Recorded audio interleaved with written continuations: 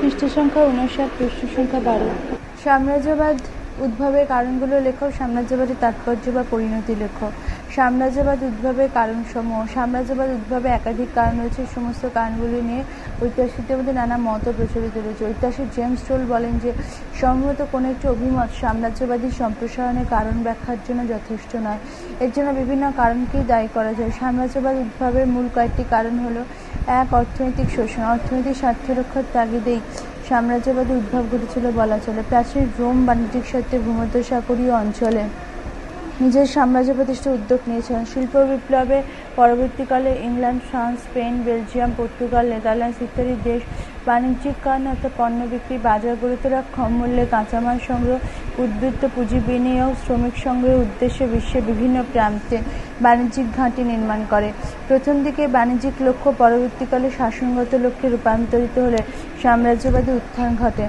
অর্থাৎ বাণিজ্যিক লক্ষ্যে বিভিন্ন দেশ অন্য দেশগুলোতে অনুপ্রবেশ করলেও ধীরে ধীরে বাণিজ্যিক অঞ্চলগুলোকে তারা নিজেদের সাম্রাজ্যের অংশে পরিণত করে। উদাহরণ হিসেবে বলা যায় যে ব্রিটিশ ইস্ট ইন্ডিয়া কোম্পানি ব্যবসা বাণিজ্যের লক্ষ্য নিয়ে ভারতীয়ের ওপরে ভারত ব্রিটিশ সাম্রাজ্যভুক্ত হয়। ক্রমে বণিকের মানদণ্ড রাজদণ্ডে রূপান্তরিত হয়। Karl Marx, B.R.. লেনিন প্রমুখের ব্যাখ্যায় অর্থনৈতিক স্বার্থকে সাম্রাজ্যবাদ উদ্ভবের কারণ হিসেবে উল্লেখ করা হয়েছে। 2. রাজনৈতিক কারণ। 1. জাতিগত শ্রেষ্ঠত্বের ধারণা। সাম্রাজ্যবাদ উদ্ভবের ক্ষেত্রে জাতিগত প্রাধান্যের ধারণা বিশেষ করে দায়ী বলা চলে। হিটলারের মতো রাষ্ট্রনায়কগণ দাবি জানিয়ে বলেন যে অনার্য জাতির উপর প্রাধান্য বিস্তারের অধিকার রয়েছে আর্য জাতির। পৃষ্ঠের সংখ্যা 60। শ্রেষ্ঠ জাতি হিসেবে নিজ নিজ জাতির শ্রেষ্ঠত্ব প্রচার করে ইউরোপের বিভিন্ন দেশ। এর ফলে শ্রেষ্ঠত্ব অর্জনের শুরু হয় প্রতিদ্বন্দ্বিতা। জার্মানির তরফ থেকে টিউটনিক জাতি, ব্রিটেনের তরফ থেকে অ্যাংলো স্যাক্সন জাতি, ফরাসিদের তরফ থেকে লাতিন জাতি শ্রেষ্ঠত্ব প্রচার করে। 2. রাজনৈতিক ক্ষমতা প্রতিষ্ঠা। এক দেশ অন্য দেশের উপর নিজ নিজ রাজনৈতিক ক্ষমতা প্রতিষ্ঠা উদ্যত হলে সাম্রাজ্যবাদী উত্থান ঘটে। সুপ্রাচীন কাল থেকে ক্ষমতা, আধিপত্যের লালসা, পররাজ্য লুণ্ঠনের মনোবৃত্তি লক্ষ্য করা যায়। অনেক সময় কোনো কোনো দেশ সাম্রাজ্য স্থাপনকে জাতীয় দম্ভ বা জাতিগত গৌরব বলে মনে করত। সাধারণত দুর্বল দেশগুলির উপর আর্থিক ও সামরিক দিক থেকে সবল দেশগুলি নিজেদের রাজনৈতিক ক্ষমতা প্রতিষ্ঠা করে। এশিয়া, আফ্রিকা, লাতিন আমেরিকা তথাকথিত দুর্বল দেশগুলোতে সাম্রাজ্যবাদী শক্তিগুলো নিজ নিজ রাজনৈতিক ক্ষমতা কায়েম করে। আসলে ক্ষমতার আকাঙ্ক্ষা ও পররাজ্য গ্রাস লোলুপতা সাম্রাজ্যবাদী উত্থানের ক্ষেত্র। এশিয়া, আফ্রিকা, লাতিন আমেরিকার তথাকথিত দুর্বল দেশগুলোতে সাম্রাজ্যবাদী শক্তিগুলো নিজ নিজ রাজনৈতিক ক্ষমতা কায়েম করে। আসলে ক্ষমতার আকাঙ্ক্ষা ও পররাজ্য গ্রাস লোলুপতা সাম্রাজ্যবাদী উত্থানের ক্ষেত্র প্রস্তুত করে। তাই সুম্যান বলেছেন সাম্রাজ্যবাদ হচ্ছে ক্ষমতার আকাঙ্ক্ষা এবং বিজয় স্পৃহার এক অভিব্যক্তি। 3. সামাজিক কারণ। 1. উদ্বৃত্ত জনসংখ্যা পুনর্বাসন। 19 শতক থেকে ইউরোপের বিভিন্ন দেশে জনসংখ্যার চাপ বাড়তে থাকে। উদ্বৃত্ত জনসংখ্যা পুনর্বাসন এবং কর্মসংস্থানের লক্ষ্যে অনেক সময় কোনো দেশ নতুন নতুন ভূখণ্ড দখল করে। জার্মানি, জাপান এই দেশগুলো উদ্বৃত্ত জনসংখ্যা পুনর্বাসনের অজুহাত দেখে একের পর এক দুর্বল দেশগুলোর দখল নিলে সাম্রাজ্যবাদের উত্থান ঘটে। 2. জাতীয় নিরাপত্তা রক্ষা। জাতীয় নিরাপত্তা রক্ষার নামে কোনো দেশ নিজ ভৌগোলিক সীমা অতিক্রম করে অন্য দেশে দখল নিলে বা কোনো দেশের নির্দিষ্ট এলাকা নিজের অধিকারে আনলে সাম্রাজ্যবাদের উদ্ভব ঘটে। প্রথম বিশ্বযুদ্ধের পর ফ্রান্স রাইন নদী পর্যন্ত সমগ্র ভূখণ্ডের উপর নিজের অধিকার প্রতিষ্ঠার দাবি জানায়। এই প্রতিক্রিয়ায় জাতীয় নিরাপত্তা রক্ষার কারণ দেখিয়ে জার্মানি একের পর এক অঞ্চল দখল নেয়। জাতীয় নিরাপত্তার অজুহাত দেখে জাপান সুদূর প্রাচ্যে বা মার্কিন যুক্তরাষ্ট্র, লাতিন আমেরিকা আধিপত্য বিস্তার করে। 4. অন্যান্য কারণ। 1. ধর্মপ্রচার। অনেক সময় ধর্মপ্রচারের প্রয়াসও সাম্রাজ্যবাদের উত্থানের পথ প্রস্তুত করেছে। পাশ্চাত্য ধারণা বিশ্বাসী অনেকে মনে করেন যে খ্রিস্টের পবিত্র বাণী বিশ্বের প্রতিটি প্রান্তে পৌঁছে দেওয়া হলো তাদের পবিত্র কর্তব্য। ইউরোপের সাম্রাজ্যবাদী দেশগুলির ধর্মযাজকগণ এশিয়া, আফ্রিকা ও লাতিন আমেরিকার বিভিন্ন দেশে ধর্মপ্রচারের কাজে আত্মনিয়োগ করেন। ধর্মপ্রচারের অন্তরালে তারা সাম্রাজ্যবাদী স্বার্থকে বজায় রাখার চেষ্টা চালান। প্রোটেস্ট্যান্ট মিশনারিগণ খ্রিস্টধর্ম প্রচারের লক্ষ্য নিয়ে আমেরিকায় যান। পরে তাদের ধর্মপ্রচারের উদ্যোগ আমেরিকায় ব্রিটিশ সাম্রাজ্য প্রতিষ্ঠায় সাহায্য করে। একই রকমভাবে এশিয়া, আফ্রিকার বিভিন্ন দেশগুলোকে খ্রিস্টান মিশনারিগণ খ্রিস্টধর্ম প্রচারের নামে সাম্রাজ্যবাদ প্রতিষ্ঠার পথ প্রস্তুত করে দেন। ব্রিটিশ ধর্মশাসক ডেভিড লিভিংস্টোন ও স্ট্যানলি, ফরাসি ধর্মপ্রচারক কার্ডিনাল ল্যাভিজারি প্রমুখ ধর্মপ্রচারের লক্ষ্য নিয়ে আফ্রিকায় যান এবং তারা অনুসরণ করে অন্যান্য দেশে বণিক শ্রেণী আফ্রিকায় পৌঁছান। দুই, সাংস্কৃতিক কারণ। অনেক সময় পৃথিবীর পিছিয়ে পড়া অংশের সভ্যতার সংস্কৃতি আলো পৌঁছে দেওয়া বাণী শুনিয়ে সাম্রাজ্যবাদের পৃষ্ঠপোষকরা সাম্রাজ্যবাদী উত্থান ও সম্প্রসারণ ঘটান। ব্রিটিশ কবি কিপলিং এ প্রসঙ্গে বলেছেন, পৃথিবীর পিছিয়ে পড়া অংশের সভ্যতা আলোকবর্তিকা পৌঁছে দেওয়া শ্বেতকায় জাতির দায়িত্ব। মার্কিন সিনেটর অ্যালবার্ট রিভারিস এ প্রসঙ্গে বলেছেন যে বর্বর মানুষদের মধ্যে সরকার গঠনের দায়িত্ব ঈশ্বর মার্কিনীদের ওপর ন্যস্ত করেছেন। সাম্রাজ্যবাদী তাৎপর্য পরিণতি। ইউরোপীয় সাম্রাজ্যবাদের ফলাফল ছিল অত্যন্ত সুদূরপ্রসারী। এক, সভ্যতার সংস্কৃতির প্রসার।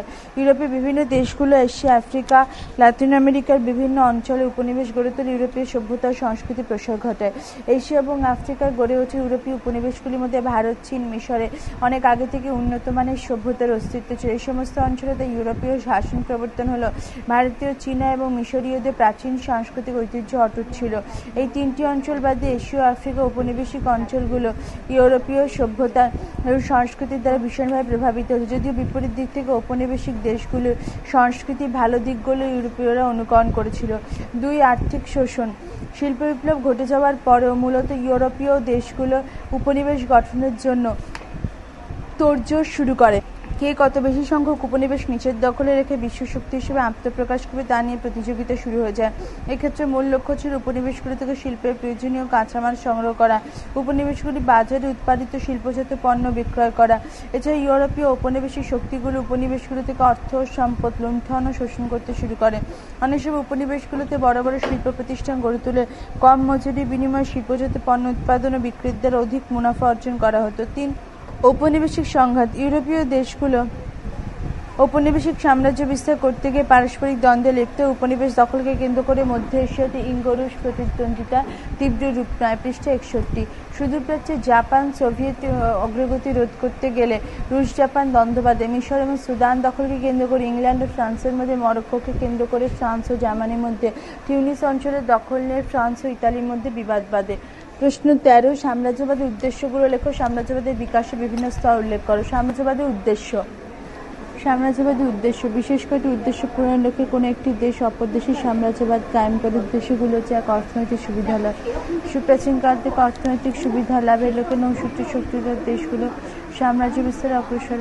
প্রাচীন রোম বাণিজ্যের মাধ্যমে মুনাফা অর্জনের লক্ষ্যে ভূমধ্যসাগরীয় অঞ্চল জুড়ে রোমান সাম্রাজ্য প্রতিষ্ঠার উদ্যোগী হয়েছিল। পরবর্তীকালে England, France, Netherlands, Portugal, Spain প্রভৃতি শক্তিশালী দেশগুলো বাণিজ্যিক লক্ষ্যে নিয়ে বিশ্বের বিভিন্ন দেশে অভিযান চালায় এবং ঔপনিবেশিক সাম্রাজ্য গড়ে তোলে।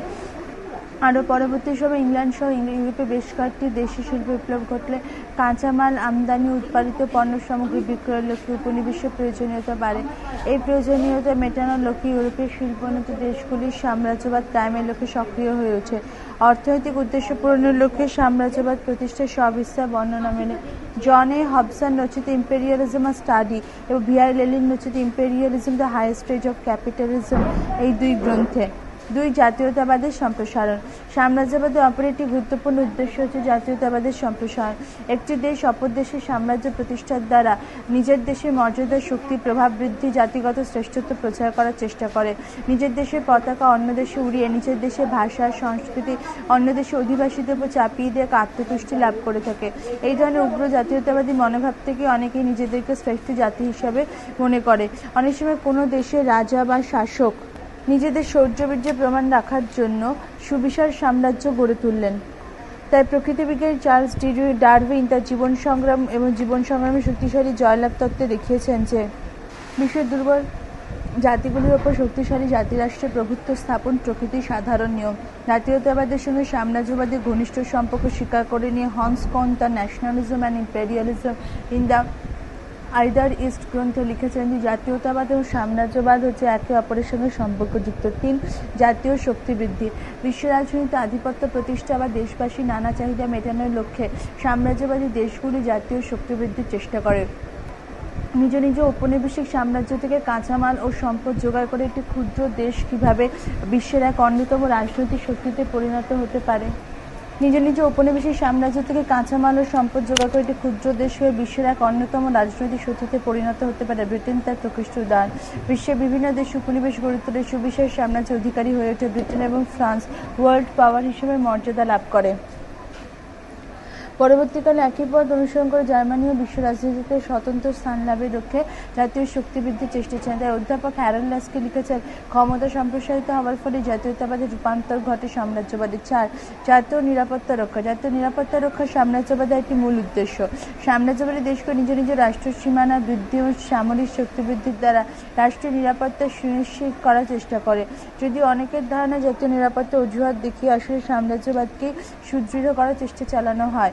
উদাহরণ হিসেবে বলা যায় যে প্রথম বিশ্বযুদ্ধের পর জাতীয় নিরাপত্তার অজুহাত দেখিয়ে ফ্রান্স রাইন নদী পর্যন্ত সমগ্র ভূখণ্ডের উপর নিজের আধিপত্য প্রতিষ্ঠার দাবিতে না বাড়িয়ে একই অজুহাতে জাপান দূরপ্রাচ্যে নিজের আধিপত্য বিস্তারের চেষ্টা করে। মার্কিন যুক্তরাষ্ট্র নিরাপত্তার অজুহাত দেখিয়ে লাতিন আমেরিকার অভ্যন্তরীণ ক্ষেত্রে হস্তক্ষেপ করেছে। এছাড়া মার্কিন যুক্তরাষ্ট্র নিজের নিরাপত্তা ব্যবস্থাকে শক্তিশালী করে তোলা অজুহাত দেখিয়ে দিয়াগো গার্সিয়া সহ বহু অঞ্চলের সামরিক ঘাঁটি নির্মাণ করে।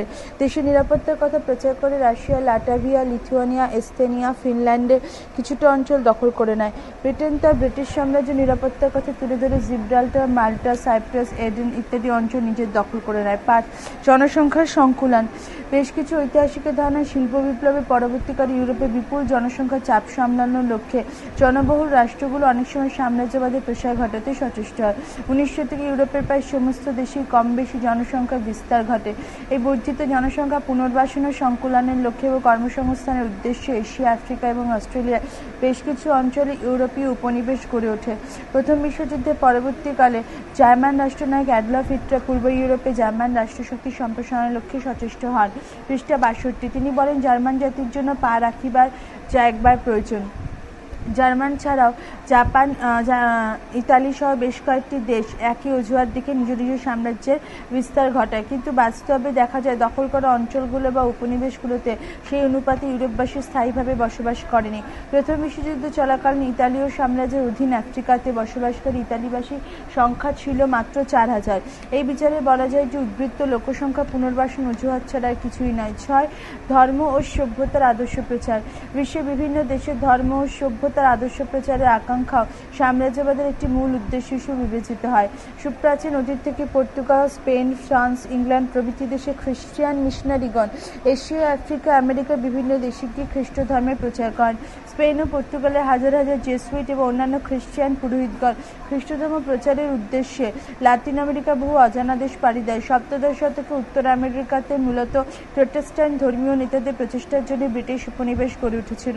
শুধুমাত্র ধর্মযাজকরাই নয়, রাজনৈতিক নেতৃবর্গরাও ধর্ম ও সভ্যতার প্রচারকে হাতিয়ার করে সাম্রাজ্যবাদী নীতি অনুসরণ করে। ইউরোপে কিছু সাম্রাজ্যবাদী চিন্তাবিদ মনে করেন যে এশিয়া, আফ্রিকা অনুন্নত অন্ধকারাচ্ছন্ন মানুষদের প্রতি ইউরোপীয়দের কিছু দায়বদ্ধতা আছে।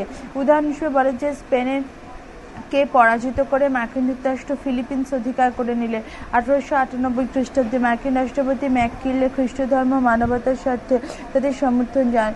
এ প্রসঙ্গে মার্কিন রাষ্ট্রপতি বলেন, ফিলিপিন্সের জনগণের মধ্যে খ্রিস্ট ধর্মের প্রচার চালিয়ে তাদেরকে শিক্ষিত ও সুসভ্য করে তোলা আদেশ দিয়েছেন ভগবান। বেলজিয়ামের দ্বিতীয় লিওপোল্ড আফ্রিকার কঙ্গোতে বেলজিয়ামের সাম্রাজ্য গড়ে তোলার আগে বলেছিলেন যে অন্ধকারে আচ্ছন্ন কঙ্গোবাসীকে সভ্যতা আলোয় নিয়ে আসার উদ্দেশ্যে তিনি কঙ্গোয় নিজের সাম্রাজ্য গড়ে তুলবেন। উদাহরণ হিসেবে বলা যায় স্পেনকে পরাজিত করে মার্কিন যুক্তরাষ্ট্র ফিলিপিন্স অধিকার করে নিলে 1898-তে মার্কিন রাষ্ট্রপতি ম্যাককিনলে খ্রিস্ট ধর্ম মানবতার স্বার্থে জাতির সমর্থন জানান। এই প্রসঙ্গে মার্কিন রাষ্ট্রপতি বলেন, ফিলিপিন্সের জনগণের মধ্যে খ্রিস্ট ধর্মের প্রচার চালিয়ে তাদেরকে শিক্ষিত ও সুসভ্য করে তোলা আদেশ দিয়েছেন ভগবান। বেলজিয়ামে দ্বিতীয় লিওপোল্ড আফ্রিকার কঙ্গোতে বেলজিয়ামের সাম্রাজ্য গড়ে তোলা আগে বলেছিলেন যে অন্ধকারে আচ্ছন্ন কঙ্গোবাসীকে সভ্যতা আলোয় নিয়ে আসার উদ্দেশ্যে তিনি কঙ্গোয় নিজের সাম্রাজ্য গড়ে তুলবেন। সাম্রাজ্যবাদ বিকাশে বিভিন্ন স্তর। সাম্রাজ্যবাদ বিকাশে বিভিন্ন স্তর নিয়ে ঐতিহাসিক ও গবেষকদের মতভেদ আছে, তবে অধিকাংশ ঐতিহাসিকগণ ধারণা হলো যে সাম্রাজ্যবাদ মূলত 3টি স্তরে বিকশিত হয়। প্রাথমিকভাবে 3টি স্তর হলো: এক, প্রথম স্তর। এই স্তরের সূচনা ঘটে ক্রিস্টোফার কলম্বাসের ভৌগোলিক অভিযানের সূচনাকাল থেকে। এই স্তরের সমাপ্তি ঘটে 1763 সপ্তবর্ষব্যাপী যুদ্ধে। প্রসঙ্গত উল্লেখ্য, পঞ্চদশ শতকের শেষার্ধ থেকে ষোড়শ শতকের মধ্যে Columbus, Amerigo Vespucci, Sebastian Cabot, Pedro Alvarez Cabral প্রমুখের অভিযানগুলির ফলে নতুন বিশ্বে ইউরোপীয়দের আধিপত্য প্রতিষ্ঠিত হয়। পেড্রো আলভারেজ ক্যাব্রাল 1467 থেকে 1520-তে অভিযান করেন। এই সময়কালের মধ্যেই উপনিবেশ হিসেবে পশ্চিম গোলার্ধে বহু অঞ্চলে বিদেশি শাসন ও শোষণে অঙ্গীভূত হয়। প্রকৃত অর্থে এই সময়কাল হচ্ছে বিভিন্ন দেশের বাণিজ্য সংস্থাগুলো সাম্রাজ্যবাদী বীজ বপন করে। 2 হচ্ছে দ্বিতীয় স্তর। ভৌগোলিক আবিষ্কারের পরবর্তীকালে সাম্রাজ্যবাদী উপনিবেশিক শোষণের যুগ শুরু হয়। এই স্তরের সময়কাল আনুমানিক 1763 থেকে 1870 খ্রিস্টাব্দ পর্যন্ত। শিল্প বিপ্লব, অর্থনীতি, জাতীয়তাবাদের প্রসার, ধর্ম ও সংস্কৃতির বিকাশ প্রভৃতির সুবাদে বাণিজ্যে উন্নত ইউরোপীয় দেশগুলো সাম্রাজ্যবাদের প্রসারে গুরুত্বপূর্ণ ভূমিকা নেয়। এই সময়কালে এশিয়া আফ্রিকার বিস্তীর্ণ অঞ্চল ইউরোপীয় সাম্রাজ্যবাদী শাসনের আওতায় আসে। 3 তৃতীয় স্তর। এই স্তরের সময়কাল আনুমানিক 1870 থেকে 1919 খ্রিস্টাব্দে প্রথম বিশ্বযুদ্ধের অবসানের কাল পর্যন্ত। এই সময়কালে এশীয় আফ্রিকার পূর্বতন ঔপনিবেশিক সাম্রাজ্য বজায় রাখার পাশাপাশি ঔপনিবেশিক শক্তিগুলো মধ্যপ্রাচ্যের সাম্রাজ্যবাদ কায়েম করে। এই সময় উপনিবেশগুলো কাঁচামাল সংগ্রহের উৎস এবং উৎপাদিত শিল্পপণ্য বিক্রয়ের কেন্দ্রে পরিণত হয়। এসব মহাদেশ ইউরোপীয়দের তীব্র শোষণ ও বঞ্চনার শিকার হয়। শোষিত বঞ্চিত এসব দেশের সম্পদের উপর নির্ভর করে আধুনিক ইউরোপের দেশগুলির সভ্যতা ও সংস্কৃতি গড়ে উঠেছে। বিংশ শতকের প্রথমার্ধে বিশ্বের প্রায় অর্ধেক ভূভাগ সাম্রাজ্যবাদী শক্তিগুলির অধীনে চলে যায়। বিশ্বের কটি সাম্রাজ্যবাদী শক্তি ছিল Britain, France, Portugal, Netherland, Spain প্রভৃতি দেশ।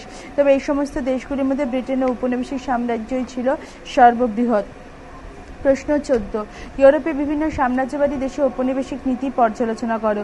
মূলত শিল্প বিপ্লবের পর থেকে ইউরোপের দেশগুলো বিশ্বের বিভিন্ন প্রান্তে উপনিবেশ প্রতিষ্ঠা শুরু করে। 1825 খ্রিস্টাব্দের পর থেকে কিছুকাল উপনিবেশ প্রতিষ্ঠার বিষয়ে ইউরোপের রাষ্ট্রগুলির জনমত কিছুটা বিরূপ ছিল। এই সময় ইউরোপে বহু ঔপনিবেশিক সাম্রাজ্য ভেঙে পড়ে। তবে 1870 খ্রিস্টাব্দে সেডনের যুদ্ধের পর থেকে সাম্রাজ্যবাদী প্রয়াস ইউরোপীয় শক্তিগুলোকে উত্তাল করে তুলেছিল। ইংল্যান্ড, ফ্রান্স, হল্যান্ড, পর্তুগাল, স্পেনের মতো নৌশক্তিতে শক্তিশালী দেশগুলোর হাত ধরে বিশ্বে উপনিবেশের সূচনা ঘটে। তবে পরবর্তীকালে আমেরিকা, রাশিয়া, জার্মানির মতো আর্থিক বা সামরিক দিক থেকে শক্তিশালী দেশগুলো উপনিবেশ গঠনের উদ্যোগে। এই সমস্ত দেশগুলো উপনিবেশ গঠনের উদ্দেশ্য এক হলো এদের ঔপনিবেশিক নীতি ছিল আলাদা আলাদা।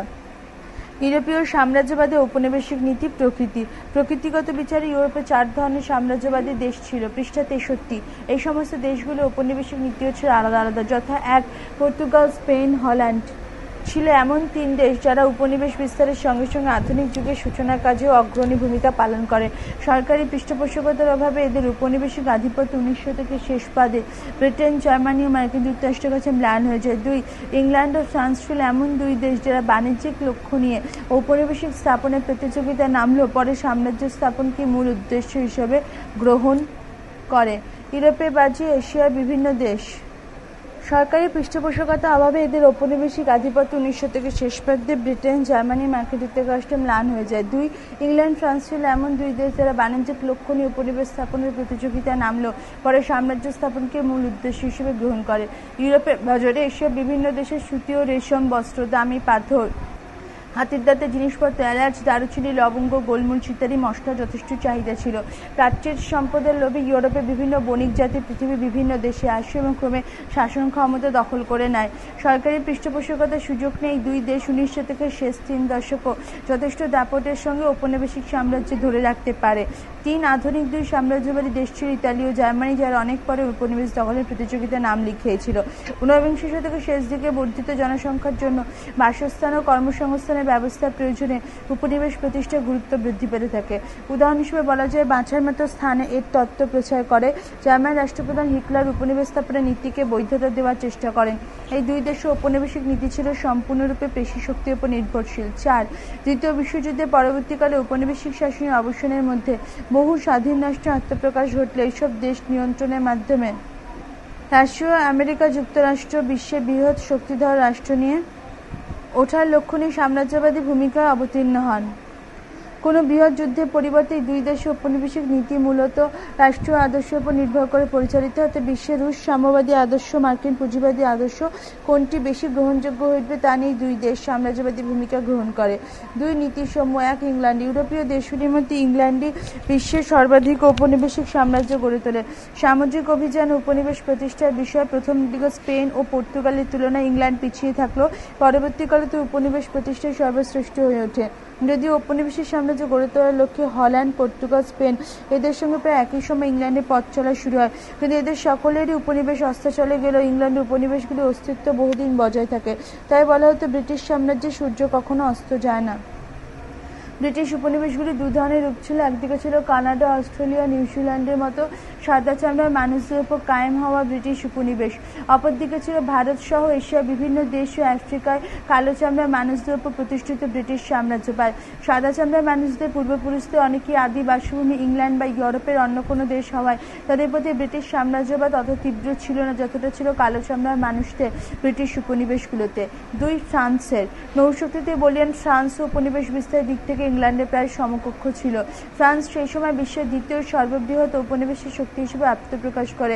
আবিষ্কারের যুগে স্পেন ও পর্তুগিজদের সাফল্য উৎসাহিত হয়ে ফ্রান্স উত্তর আমেরিকা, ক্যারিবিয়ান অঞ্চল, ভারতে উপনিবেশ প্রতিষ্ঠা করে সর্ববৃহৎ শক্তি ইংল্যান্ডের বিরুদ্ধে প্রতিযোগিতায় লিপ্ত হয়। উপনিবেশ বিস্তারের ব্যাপারে অষ্টাদশ থেকে ইংল্যান্ডের প্রধান প্রতিদ্বন্দ্বী হয়ে উঠেছিল ফ্রান্স, কিন্তু শেষ পর্যন্ত উপনিবেশ প্রতিষ্ঠার প্রতিযোগিতায় ইংল্যান্ডের তুলনায় ফ্রান্স অনেকটাই পিছিয়ে পড়ে। তবে 19 শতকের শেষ দশক থেকে ফ্রান্স পুনরায় উপনিবেশ স্থাপনের উদ্যোগ নেয়। ফ্রান্স দূরপ্রাচ্য আফ্রিকাতে সাম্রাজ্যবাদী রীতি গ্রহণ করে। বিসমার্কের প্ররোচনায় ফ্রান্স আফ্রিকার বিভিন্ন অঞ্চলে সাম্রাজ্য বিস্তার শুরু করে। তৃতীয় ফরাসি প্রজাতান্ত্রিক সরকার সাম্রাজ্যবাদী বিদেশ নীতি গ্রহণ করে। তৃতীয় নেপোলিয়নের আমলে ফরাসি সাম্রাজ্যবাদ নতুন উদ্যম লাভ করে। 3. ইতালি উপনিবেশ স্থাপনের প্রতিযোগিতায় ইতালি অনেক পরে নাম লেখা। ইতালি শুধুমাত্র অর্থনৈতিক স্বার্থ নিয়ে সাম্রাজ্য বিস্তারে লিপ্ত হয়। এক্ষেত্রে ইতালি জাতীয় মর্যাদা বিস্তারকে গুরুত্বপূর্ণ লক্ষ্য হিসেবে গ্রহণ করে।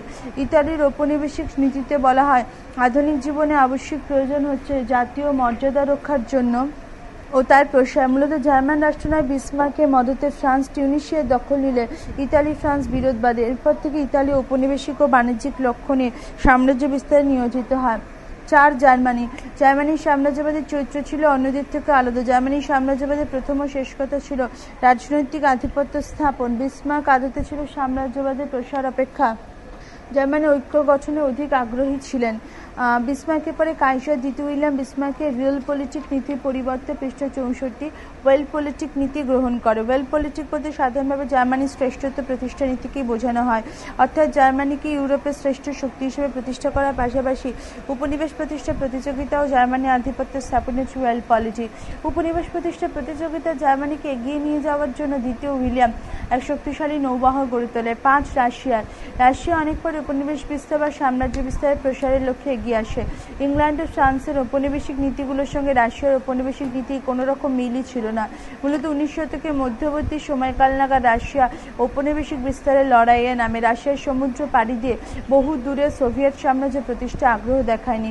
রাশিয়া মূলত নিজের লাগোয়া এলাকায় সাম্রাজ্য বিস্তারে উদ্যোগী হয়েছিল। মধ্য এশিয়া এবং সাইবেরীয় অঞ্চল জুড়ে রুশ সাম্রাজ্যবাদের প্রসার ঘটেছিল। মূলত রাজনৈতিক আধিপত্য স্থাপনের লক্ষ্যে সোভিয়েত সাম্রাজ্যবাদ পরিচালিত হয়। 6. আমেরিকার অনেকদিন আগে থেকে ইউরোপের মূলধন দক্ষিণ আমেরিকায় নিয়োজিত হয়। বহু ইউরোপবাসী পাকাপাকিভাবে সেখানে বসবাস করতে শুরু করে। পরবর্তীকালে আমেরিকা দক্ষিণ আমেরিকায় ইউরোপীয়দের উপনিবেশ স্থাপন আটকানোর লক্ষ্যে 1823 খ্রিস্টাব্দে মনরো নীতি ঘোষণা করে। রাজনৈতিক আধিপত্য প্রতিষ্ঠার লক্ষ্য নিয়ে আমেরিকা সামোয়া দ্বীপপুঞ্জ, ফিলিপিন্স দ্বীপপুঞ্জ, গুয়াম ও ক্যারোলাইন দ্বীপপুঞ্জ দখল করে প্রশান্ত মহাসাগরে হাওয়াই দ্বীপে নৌঘাঁটি নির্মাণ করে। মন্তব্য: ইউরোপের বিভিন্ন সাম্রাজ্যবাদী দেশগুলো ঔপনিবেশিক নীতি, উদ্দেশ্য, প্রকৃতি বা চরিত্র ছিল আলাদা। কোনো দেশ ছিল উপনিবেশ বিস্তারের মাধ্যমে বাণিজ্যিক সুযোগ সুবিধা গ্রহণ করতে, বা কোনো দেশ উপনিবেশ বিস্তারের মাধ্যমে অন্য দেশে নিজের সাম্রাজ্যভুক্ত করে বিশ্বের বৃহৎ শক্তি হিসেবে আত্মপ্রকাশ করতে চেয়েছিল। আবার রাশিয়া বা মার্কিন যুক্তরাষ্ট্রের মতো দেশগুলো চেয়েছিল উপনিবেশ বিস্তারের মাধ্যমে নিজ নিজ রাজনৈতিক মতাদর্শের প্রসার ঘটাতে। 15. ভারতের দূরপ্রাচ্যের সাম্রাজ্যবাদ বিস্তারের বিবরণ দাও। পর্তুগিজ নাবিক ভাস্কো দা গামা 1498 খ্রিস্টাব্দের 8ই জুন 4টি জাহাজ নিয়ে সাম্রাজ্যবাদী সামুদ্রিক অভিযান শুরু করে। তিনি 1498 পয়লা মার্চ মোজাম্বিকে পৌঁছান। এরপর তিনি মালয়, ভারতের মালাবার অঞ্চল প্রভৃতি স্থানে অবতরণ করেন। এইসব অঞ্চলে মশলা ইউরোপের বণিকরা ইউরোপে অন্তত 200 থেকে 250 গুণ বেশি দামে বিক্রি করত। এইরূপ লাভজনক ব্যবসায় আকৃষ্ট হয়ে পর্তুগিজ, ডাচ, ওলন্দাজ, ইংরেজ, ফরাসি, ডেনমার্ক প্রভৃতি ইউরোপীয় উপনিবেশগুলি জাতিগুলি এশিয়ার বিভিন্ন দেশে উপনিবেশ প্রতিষ্ঠায় অত্যন্ত সক্রিয় হয়ে ওঠে। ভারত সহ দূরপ্রাচ্যের চীন এবং জাপান ইউরোপীয় সাম্রাজ্যবাদের শিকার হয়। প্রথমে বাণিজ্যিক উদ্দেশ্য নিয়ে প্রবেশ করলেও পরে ধীরে ধীরে তারা এই সমস্ত দেশে নিজ রাজনৈতিক কর্তৃত্ব প্রতিষ্ঠা করে। ভারত ও দূরপ্রাচ্যের সাম্রাজ্যবাদ বিস্তার। পর্তুগিজ নাবিক ভাস্কো দা গামা 1498-তে জলপথে ভারতের পশ্চিম উপকূলের কালিকট বন্দরে এসে পৌঁছান।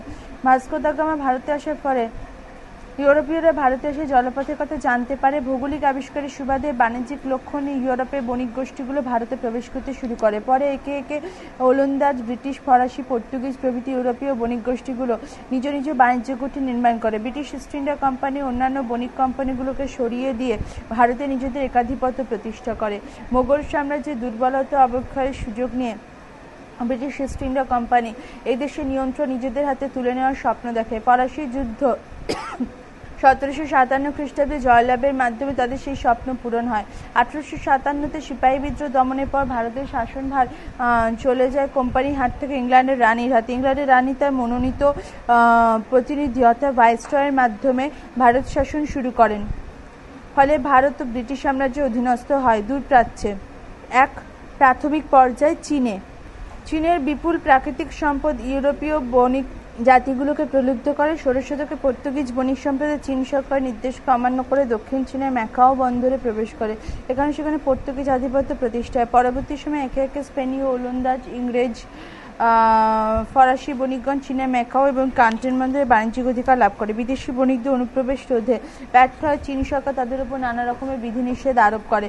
প্রথম ইঙ্গো-চীন যুদ্ধ বা প্রথম অহিফেন যুদ্ধে 1839-42 খ্রিস্টাব্দে ইংরেজদের কাছে মাঞ্চু শাসকরা হেরে যান এবং অপমানজনক নানকিং সন্ধি স্বাক্ষরে বাধ্য হয়। এই সন্ধি বিদেশি বণিকদের অনুপ্রবেশ রোধে ব্যর্থ হয়ে চীন সরকার প্রথমে ইঙ্গো-চীন যুদ্ধে, প্রথমে অহিফেন যুদ্ধে 1839-42 খ্রিস্টাব্দে ইংরেজদের কাছে মাঞ্চু শাসকরা হেরে যান এবং অপমানজনক নানকিং সন্ধি স্বাক্ষরে বাধ্য হন। এই সন্ধির শর্তানুযায়ী ইংরেজরা হংকং লাভ করে এবং চীনের ক্যান্টন সহ 5টি বন্দর ইউরোপীয় বণিকদের জন্য খুলে দেওয়া হয়। এই 5টি বন্দরে ইংরেজরা অতিরাষ্ট্রিক অধিকার লাভ করে।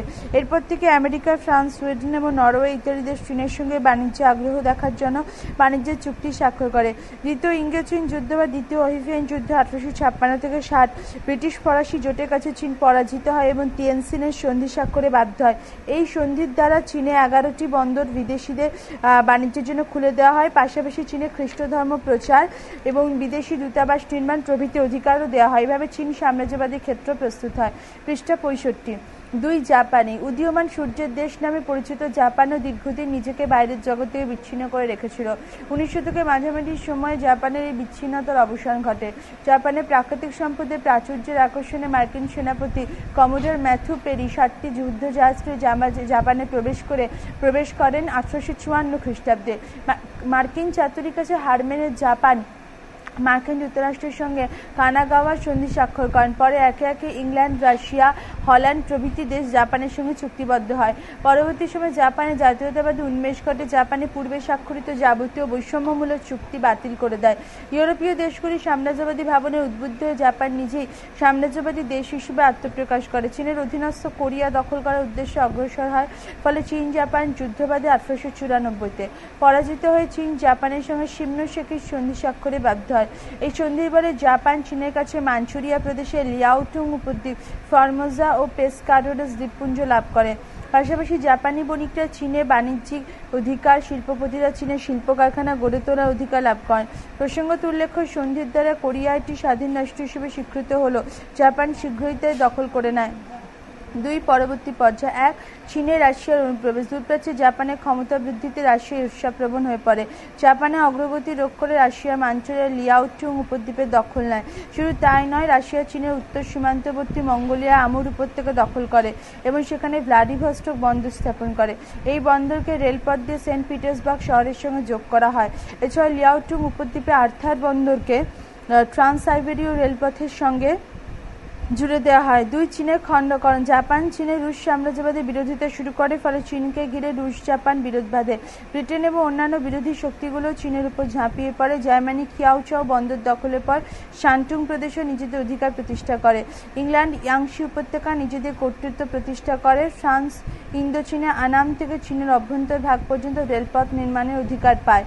তরমুজকে যেমন অনেকগুলো ফালি করে খাওয়া হয়, ইউরোপীয় শক্তিগুলো ঠিক তেমনইভাবে চীনকে বিভিন্ন অংশে ভাগ করে নিজ নিজ অধিকার প্রতিষ্ঠা করে। ঐতিহাসিক ভিনাক এ প্রসঙ্গে বলেন যে তরমুজকে যেমন লোকে অনেকগুলো টুকরো করে নিয়ে হার করে, ঠিক তেমনভাবেও ঔপনিবেশিক শক্তিগুলো চীনা ভূখণ্ডকে টুকরো টুকরো করে নিজেদের মধ্যে ভাগ করে নেয়। রাশিয়া লিয়াংটুং উপদ্বীপ ও পোর্ট আর্থার বন্দর দখল করে। জার্মানি কিয়াও নচাও বন্দরে দখল নেওয়ার পর শান্টুং প্রদেশও নিজেদের অধিকার প্রতিষ্ঠা করে। ইংল্যান্ড ওয়াইহাওয়ে দখল নিয়ে ইয়াংসি উপত্যকা নিজের কর্তৃত্ব প্রতিষ্ঠা করে। ফ্রান্স ইন্দোচীনে আনাম থেকে চীনের ভিতর পর্যন্ত রেলপথ নির্মাণ এবং তার অধিকার নিয়ন্ত্রণে অধিকার পায়। ৩ মুক্তদান নীতি। বিভিন্ন ইউরোপীয় দেশগুলো চীনকে টুকরো টুকরো করে চীনের বিভিন্ন অংশের দখল নিয়ে নেয়। মার্কিন যুক্তরাষ্ট্র তা দেখে বিচলিত হয়ে পড়ে। এক্ষেত্রে মার্কিন যুক্তরাষ্ট্র আশঙ্কা প্রকাশ করে যে আগামী দিনে হয়তো চীনে মার্কিন বাণিজ্যের কোনো সুযোগই থাকবে না। তাই মার্কিন পররাষ্ট্র সচিব জন হে 1899 খ্রিস্টাব্দে তার বিখ্যাত মুক্তদান নীতি চীনে প্রয়োগ করার কথা ঘোষণা করেন। জন হে প্রস্তাব সংবলিত পত্র চীন দখলকারী রাষ্ট্রগুলির রাজধানী শহরে অর্থাৎ London, Paris, Berlin, Saint Petersburg, Rome ও টোকিওতে পাঠিয়ে দেওয়া হয়। এই প্রস্তাবে বলা হয়, 1 চীন সমস্ত দেশের কাছেই সমান, তাই চীনের সমস্ত বৈদেশিক রাষ্ট্র সমান বাণিজ্যিক অধিকার ভোগ করবে। 2 সমস্ত দেশের প্রতি একটি নির্দিষ্ট হারে পৌত বাণিজ্য শুল্ক ধার্য হবে। 3 শুল্ক আদায়ের দায়িত্ব থাকবে চীন সরকারের হাতে। 4 চীনের রাষ্ট্রীয় অখণ্ডতা ও স্বাধীনতা মানতে হবে। বলা বাহুল্য, রাশিয়া ছাড়া চীনে বাণিজ্য লিপ্ত অন্যান্য দেশগুলি মুক্তদান নীতি গ্রহণ করে। পণ্ডিত জওহরলাল নেহরু নীতিকে অদৃশ্য সাম্রাজ্যবাদ বলে অভিহিত করেন। 5 রুশ জাপান যুদ্ধ। চীনের সাম্রাজ্যবাদ প্রতিষ্ঠাকে কেন্দ্র করে রাশিয়ার সঙ্গে জাপানের যুদ্ধ বাধে। চীনের বক্সার বিদ্রোহ 1900 খ্রিস্টাব্দে শুরু হলে মাঞ্চুরিয়ার রেলপথ রক্ষার অজুহাতে রুশ সেনাদল চীনে প্রবেশ করে এবং চীন সরকার সেই বিদ্রোহ দমনে ব্যস্ত হয়ে পড়ে। এই সময় রাশিয়ার সমস্ত মাঞ্চুরিয়া দখল করে নেয়। ইতিপূর্বে জাপানও মাঞ্চুরিয়া অঞ্চলটি দখল করতে চেয়েছিল, তাই জাপান রাশিয়ার বিরুদ্ধে যুদ্ধ 1904 থেকে 1905 ঘোষণা করে। এই যুদ্ধে রাশিয়া পরাজিত এবং জাপানের সঙ্গে পোর্টসমাউথের সন্ধি স্বাক্ষরে বাধ্য হয়। এই সন্ধির ফলে জাপান পুনরায় মাঞ্চুরিয়ার লিয়াওটুং উপদ্বীপ লাভ করে। পরবর্তীকালে প্রথম বিশ্বযুদ্ধ চলাকালীন জাপান চীন জার্মান উপনিবেশ শান্টুং দখল করে চীনের ওপর 21 দফা দাবি পেশ করে 1915-তে। এই দাবিগুলো চীন মেনে নেওয়া জাপান চীনে অতিরিক্ত বেশ কিছু সুযোগ সুবিধা ভোগ করার সুযোগ পায়।